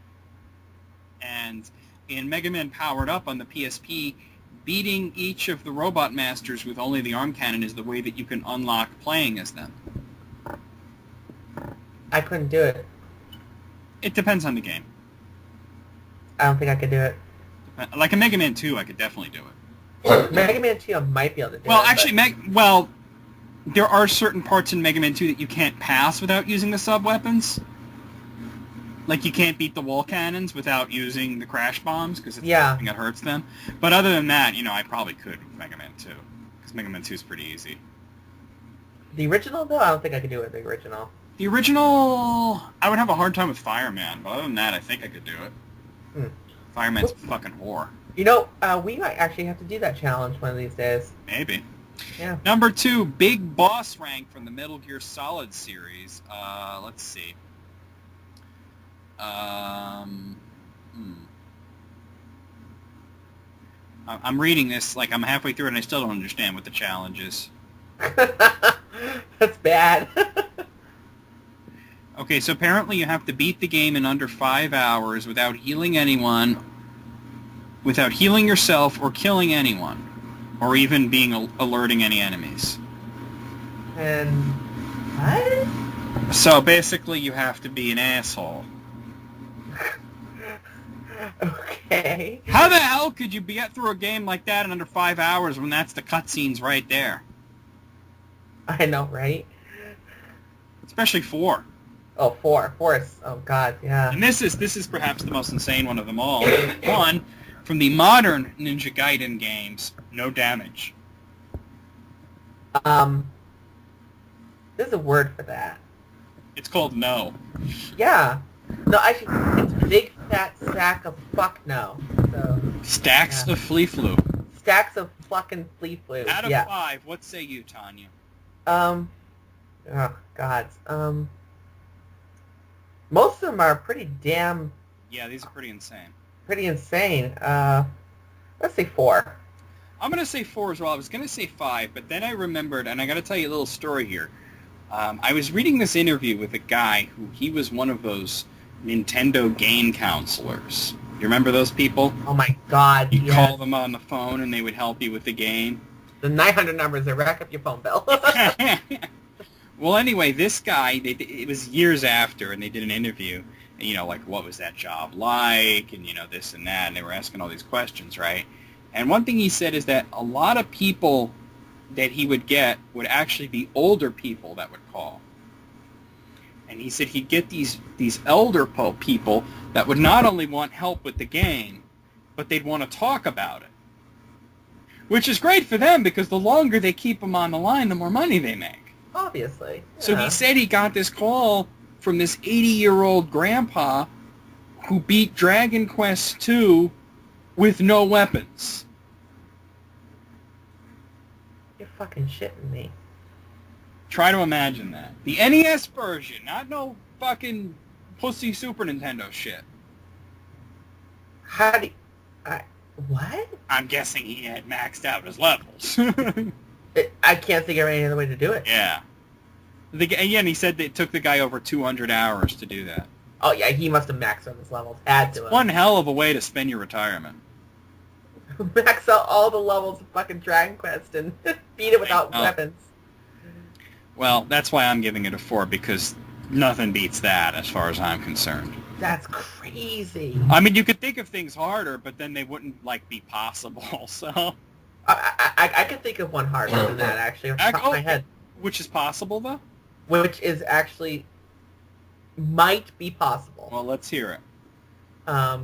Is defeating this person named Tanya Botello in Chronicles of Dark Lord, Episode 1, Tides of Fate. Well, I know one person that did that, so... Without max leveling. Well, I don't know what Chris did to do it, but... All right, anyway, this is from Puffness, and he took it from a video from Watch Mojo with the top 10 most shocking music myths. Okay, so number 10, Marilyn Manson was a child actor. You know, a lot of people claim that he was the nerdy kid from the Wonder Years. He was not. He does look like him, but he was not that guy. You know, I still got friends that he's still thinking that to this day. And people think a lot of crazy things about Marilyn Manson, like he put a cock on his chest so he could suck himself off. Or those boobs that he had were real, like he had breast implants. Like, do people realize that was a suit he wore? Yeah, I remember that, yeah. Anyway, number 9, Elvis is still alive. Of course, he's in my backyard. Wouldn't Elvis be like almost 100 years old at this point anyway? Yeah, he'd be way old. Yeah, he'd probably be dead anyway. Actually, not a myth, but sort of like almost a theory about Elvis that I heard was that he didn't actually die from a drug overdose, but that he had an internal hemorrhage from being chronically constipated. Chronically constipated? You know, he did, and you think about it, he did die on the toilet. And they said that it actually explains why he seemed to get, like, really fat, and then it would seem like he was skinny again, and then it seemed like he was fat. He was actually bloated from all the, like, his colon. Ooh. And they said that when he seemed to lose weight, it was because he finally had a bowel movement. And I was reading this thing, and it actually made a lot of sense. Yeah. Number 8, Jimi Hendrix put LCD. I think they mean LSD. LCD. LCD. Before? Yeah. I think they mean LSD. Jimi Hendrix put LSD in his bandana when he performed. I don't think that would even work. How would that work? Like, I guess it could go in through your sweat glands, but it's not going to do much for you. No. Number 7, Robert Johnson selling his soul to the devil. I think he told that story. He did. Yeah. That he met the devil at a crossroads to become the best guitar player of all time. Yeah. Number 6, Rod Stewart getting his stomach pumped from semen.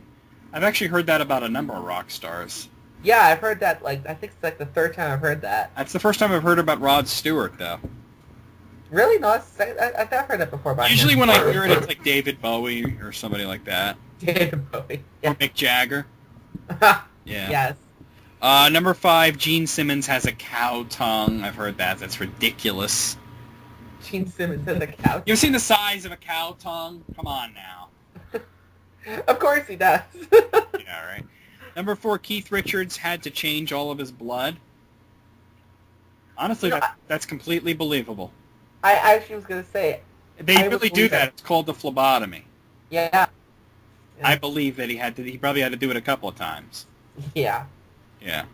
Number 3, Paul McCartney. He's really dead, and that's like his twin or look-alike that we're seeing. It's going to sound weird, but I would believe it. That was all a joke that him and John were playing on everybody. Of course. Yeah.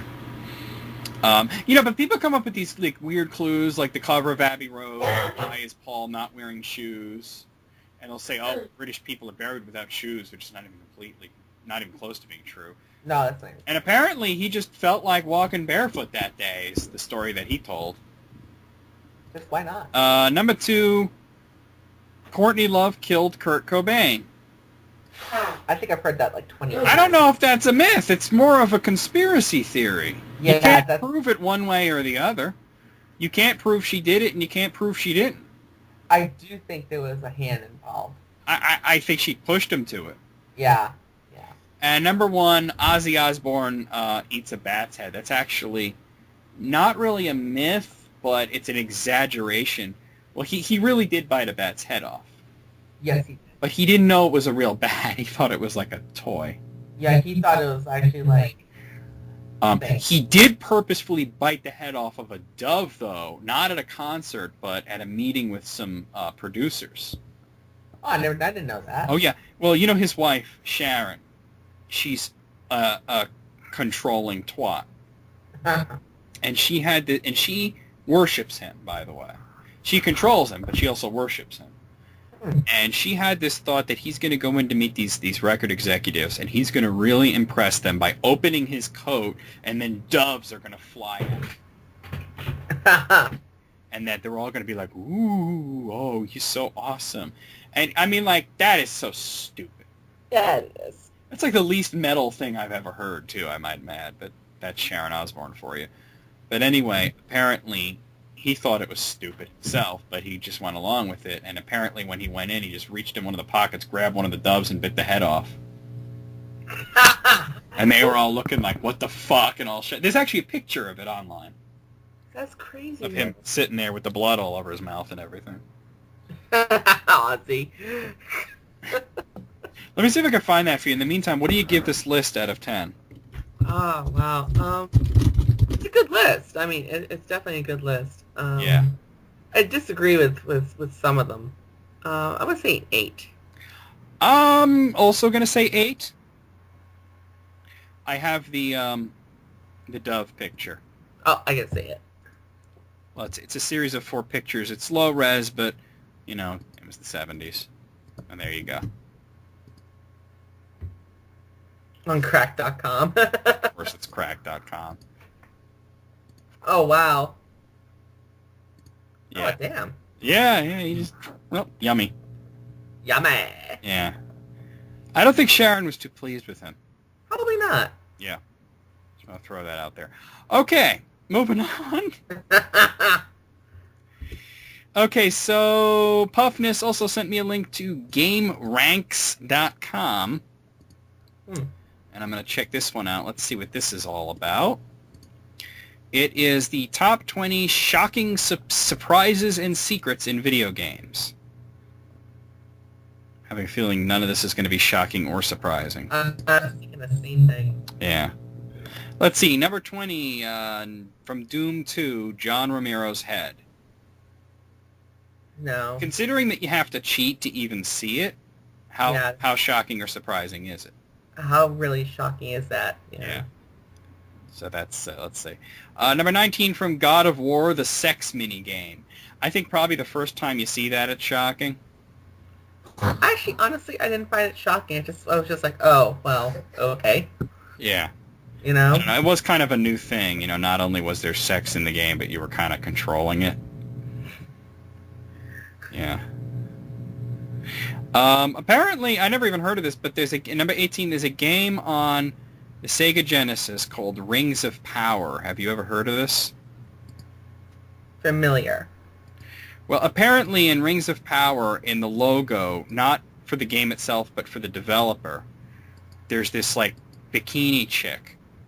It's Naughty Dog. You've heard of Naughty Dog, of course. Oh, of course, yeah. And apparently if you input a code really fast, she's topless. Oh, I had no idea. And this is on the Sega Genesis. On the 16-bit porn, huh? Yeah, exactly. I guess she was the naughty dog girl, you know? This is the people that brought us The Last of Us. Because you know what? I guess we just got to see our 16-bit porn. I mean, damn, you know? I think it was just something the developers threw in there as a joke. Number 17, Metal Gear Solid, Psycho Mantis Reads Your Mind. That's one of those things that, once again, it's only going to get you the first time. Yeah, the second time won't be anything. And that really, you know, it kind of like only really works on the GameCube version, which you've probably already heard of it by the time that came out, because on the original PlayStation version of that, he only reacted to saves from Konami games. Oh, yeah. So there you go. Number 16, Duplicating Item Trick in Diablo. I would not say that's shocking or surprising. No. Number 15, Mario 3 Warp Whistles. Well, we all learned that from the Wizard, so how's that shocking? That wasn't shocking. We all saw that. It was shocking that the girl in the audience knew about it. That's what was shocking. Who's me? Like, first that he knows to fly above the thing and get the whistle, and secondly that the girl knows that it's a warp whistle. Yeah, how did they know that? Oh, well, whatever. Yeah, writing. Number 14, GoldenEye has a glitch that lets you fire your gun during cutscenes. Not really shocking or surprising. I'm not surprised. Yeah. Okay, this one is kind of an interesting one. You're probably familiar with it in Final Fantasy VI. Cyan going out of her fucking mind. Have you ever done that?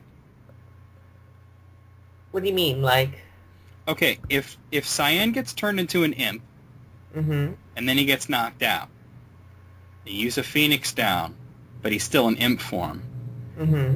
he goes insane. Like, he basically goes into berserk mode.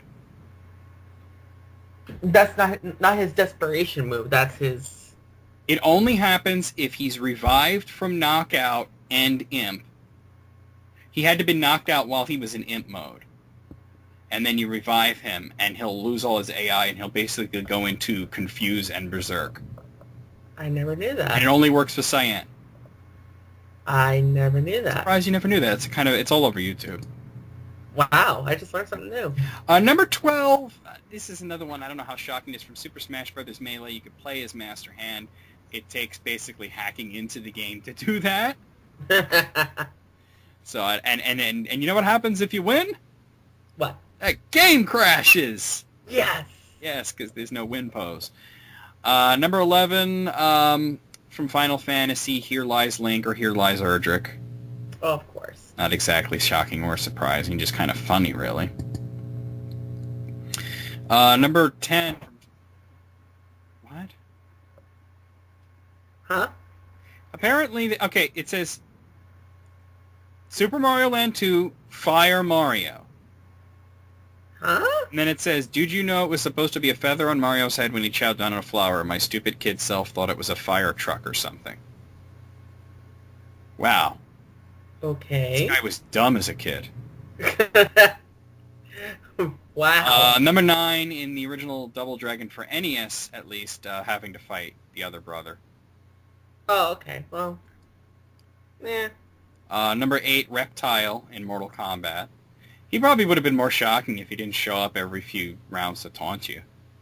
Yeah, I don't think it was shocking so much as just surprising you finally got to actually fight him. Yeah. Number 7, Metroid Samus is a chick. That was shocking. At the first time, yeah, especially, like in those days, like there weren't really female heroes other than like Ms. Pac-Man, you know? Yeah. Yeah. Number 6, this took a lot of work to find, too. In Batman Arkham Asylum, you find the Warden's secret room. You ever find that? Oh, was that was with the Easter eggs? With what was it about the Joker? No, it was he was actually the spirit of Arkham. Oh, see, no, I didn't get into that. Yeah. I remember some Easter eggs about the Joker, but I don't remember about that though. That game is full of Easter eggs, though. Yeah. Number 5, the very first Easter egg in the game was Adventure for the Atari 2600. The guy put his name hidden in the game. Okay. It's developers did not get credited back then. Oh, okay. Number 4, this, I tell you, I can attest this one scared the shit out of me when I was a kid, and it randomly happened in The Legend of Zelda Link to the Past, Chris Houlihan's room. Oh, gods, yeah, I agree. Like, what the fuck is this shit? Where did this come from all of a sudden? Yeah. Number 3, really? Okay. Just like the passwords to get everything in Metroid is apparently a shocking or surprising secret in video game. No. Okay, number 2, the developer's initials in Donkey Kong for the Atari 400. Ooh. Okay. Adventure kind of beat them to the punch on that one. And number 1, kill your friend and level 100 error in Duck Hunt. Okay. I've seen this on a lot of lists lately. People think it's shocking that you can play as the ducks in Duck Hunt. It says it in the manual. Like, get a fucking grip. And and the level 100 glitch is the same as the kill screen in Pac-Man. You weren't meant to get that far. No, it was... Yeah. You know? But it actually was mentioned in the manual, though. Yeah. So it's like... Yeah. All right, out of 20, this was pretty terrible. I'm going to say 4, Tanya. I'm going to say 3. Wow. Yeah, that was pretty... I'm looking at this other thing that I clicked in the sidebar. It's like best cosplay pics of all time. You got to see this chick dressed as Samus Aran. Yeah, sure. You just got to see it. It's amazing. Look at this. Let me see. Oh, wow. I mean, the detail on that suit. Holy fuck, shit, Batman. Here's another one I want to show you. This chick dressed as Yuna from Final Fantasy X. All I could say is, dad ass. Tanya approves. I approve of this message. Some of these, here's a dude dressed like Dalsum from Street Fighter, but it's like, not only is he dressed like Dalsum, but he looks like him. Oh, and about that Una picture, everybody, that's from 10-2, not 10, so don't think it's the whole gown thing. No, it's like her ass is hanging out. Yeah. Oh, holy shit.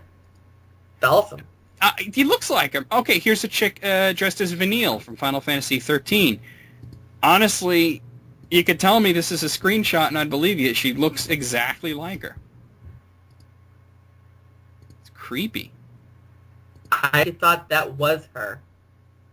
Some of these people have way too much time on their hands. Like, there's a dude here dressed up as Duke Nukem, but he's, like, so beefy that he might as well be Duke Nukem. He might as well be Duke Nukem.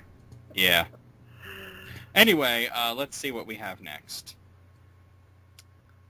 Oh, wow. Wow. Related, Tanya. Okay. I'm looking at this 50 best cosplay things just for my own amusement. But the next list is from Puffness, and it's from a similar site, but it's the 20 worst cosplay photos of all time. Oh, okay. And these are so bad that I might have to interspeed them with the good ones so we don't lose our sanity. Oh, God. Here's the first one. If you're going to dress like Felicia from the Darkstalkers, make sure you got the body for it. Check this chick out. Okay, let's see. Ah! No. No. Yeah. No. What it says here, and I agree with this, she looks like a stripper in Iowa fell into a pile of fiberglass insulation. Yeah, I agree. Here, to save your brain, here's a Scorpion and Sonya Blade one that's really good. Okay, that's awesome. Yeah. Okay, the next worst one is, what the hell is this guy dressed up as? Wow. All right, maybe you could tell me what this guy is dressed up as, other than Virgin. Let's see. What? It's this guy with a woman's haircut, glasses, and he's like wearing a bra and a skirt. And he's got this really big sword that is obviously made out of, like, cardboard.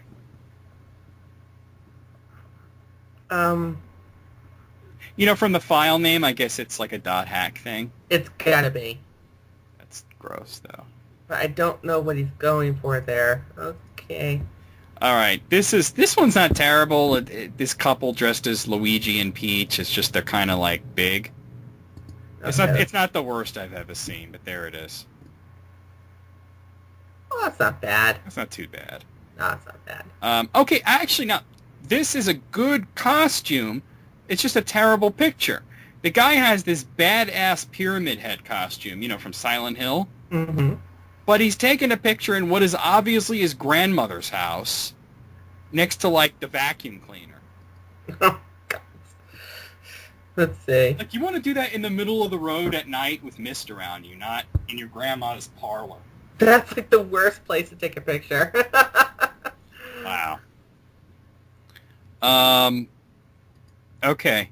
To all the guys out there who have the idea to go to like Comic-Con or whatever dressed as Mega Man, don't. Uh-oh. Look at this. Okay. Yeah. He's so serious about it. Look at him. Ah! The fuck? And... Well, here, I'm going to give you one of the good ones to interspeed it. Here's a doggy dressed as Amaritsu. I know, right? Okay, wow. Why would you ever think to be Sonic the Hedgehog? I would never think that. You gotta see this picture, Tanya. By the way, you guys could see this at heavy.com. It's the 20 worst cosplay pictures. That guy's a virgin for life. Dude, what were you thinking? Yeah. Oh my god, this next one. Okay, imagine the chick from Pokemon, the Team Rocket chick. Only imagine she's being played by Rosie O'Donnell's uglier sister who's a hooker. Ah, You ready for this? Here you go. I hope so. Team No. No. just had a seizure. No. I like boobies, but no, that's not good. All right, I better give you a good one to mix it up. There's a guy who not only is dressed like the Joker, but looks like him. Let's see. The makeup on it is fantastic. Oh, that's fantastic. Yeah. Okay, back to the bad ones. All right, if you're a dude who wants to dress up like the Silver Surfer, first off, don't. But it's probably best to not just wrap yourself in tinfoil and carry around an ironing board. You gotta look at this dude. Alright, this is a Silver Surfer, huh? Supposedly. Oh my god, It looks like a baked potato. he is. It's like a baked potato. Well, here's a good one. You gotta see these two chicks. They're dressed as Zelda and Midna from Twilight Princess. The makeup is fantastic. Let's see. Oh, wow. Yeah. Nicely done. That's amazing. All right. Wow. Okay, I think this guy dressed as Boba Fett, he went with the discount options for the costumes. You got to see this. It's like he's got the helmet, which looks like it's made out of paper mache, and then it's just like a green sweater and brown pants. What is this? I don't even... What? Yeah. I am Sullivan. What is this? Honestly, if he took off the helmet, he could be Shaggy from Scooby-Doo. I was just going to say that. Yeah. This next one is more creepy than anything. This couple is dressed as Robin and Raven from the Teen Titans. Oh, God. And, like, the kid who's Robin, he's, like, touching the girl, and it's, like, very obvious that he has a boner. Yeah. Costumes are not the worst I've ever seen, but, yeah. He's got a boner. Dude. Yeah. Can you not do that? Yeah. All right, I'll send you a good one while I'm loading the next screen. Here's a Jensen costume that looks pretty amazing. Let's see. Anyway, let's load the next page. Oh my god, what the fuck is that? Uh-oh. That looks awesome, though. All right. Like, we already talked about how it's a bad idea to cosplay the Sonic characters. If you're going to be Amy Rose, there's at least one rule you have to follow. Be female. Oh boy. There's no reason to see a dude dressed as Amy Rose, ever. Here's the picture. He even looks like it. He thinks it's a bad idea.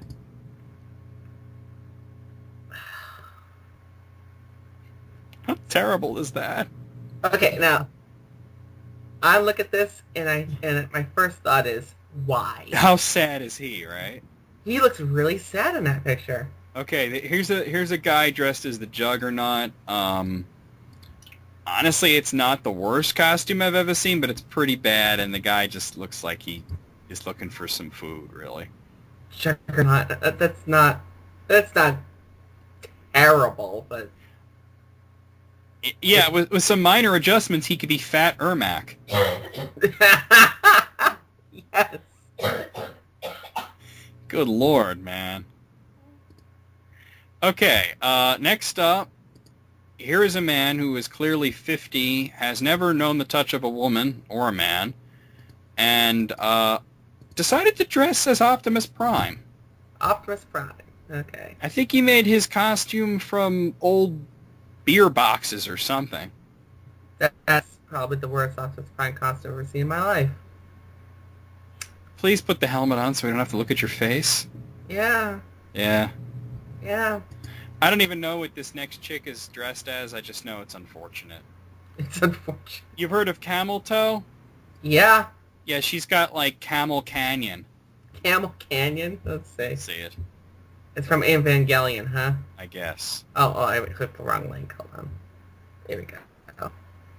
Ah!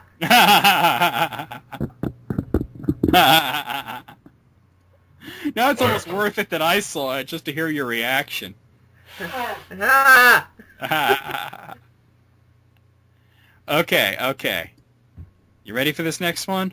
I am? I'm not. It's a mermaid. A mermaid. I think it's actually a sea cow. Okay, Chris's reaction was ew. Look at her face, man. Ah. There's still more. All right, while I'm loading the next and last page, here's a picture of a really hot chick dressed as Bayonetta. Bayonetta, okay, let's see. Okay, this next one, I don't even know what this guy's dressed up as. I just know I want to beat him up. Let's see. Maybe you could figure out what he's supposed to be. I don't know. Don't you kind of want to punch him, though? He almost looks like that guy from Dumb and Dumber. Yeah, but, like, not as part of a costume. It just looks like that. Yeah. Yeah. Anyway, here's the next one, because we can't figure that out. This says Naruto on the file, but I'm calling him Toilet Paper Ninja. What the fuck is this shit? It's not even a costume. It's just, like, clothes that he wears every day, and he put a bunch of toilet paper on his head. Jeans are a costume? Really? Jeans and a sweatshirt is your costume. And toilet paper in your head? What does toilet paper in your head mean? Is that some sort of ritual? He went on the cheap here. Well, here's a fairly good-looking girl dressed as Lightning while I scroll down here. Alright, it's just like a lightning. Oh my god! No! I don't even want to show you this. Oh my god, Tanya. Uh-oh. It sounds like you just had eye burn. Oh my god, I'm gonna need eye burn. They actually had to censor this. Oh god. I don't know what he's dressed as. If you weren't a lesbian before, you definitely will be now. Look at this. Oh god. Alright, let's... Ah! Yeah, easy, fuck. She's not overreacting, Carissa, trust me. Oh, that's My ear. so beyond bad. Well, here's something to make up for it, but good lord, man. Put some clothes on! His cock is out! Mm-hmm. Hi, Bioshock Infinite. Oh, yeah, the chick dressed as Elizabeth. Okay, Cammy from Street Fighter 2, really nice-looking design. Make sure when you dress as Cammy, you are not the ugliest person in the world. Because look at this. This chick just looks like she's about to fall apart.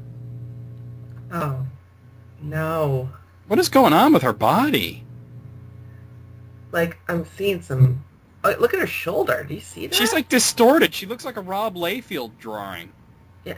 She's got some issues going on. Seriously, like, actual, like, issues. Like, medical... Like, I didn't want to make fun of her. I think she should get to a hospital. Yeah, she's got, like, medical issues going on with her. Good Lord. Wow. Anyway, last one. And this is just another one where you're basically going to have to look at a penis. I don't even know what the guy is dressed as. Do I even want to know? I don't know. It kind of looks like the man in the yellow hat if he were gay. Brain Brain destruction. explode. Yeah. Yeah. Out of 20, I got to give this a 20. These were the worst cosplay pictures I've ever seen in my life. I have to say a perfect 20 for the worst of stacks of flea flu I've ever seen. Gods. I got to say, though, I think we got to end it now because it's getting close to 11, and we're going to watch a movie. Yes. So, some interesting lists, some terrible lists. Keep them coming. We still got plenty more on the backlog, but keep them coming, and we'll see you guys next month. All right, see you then. Indeed. Yes, mages.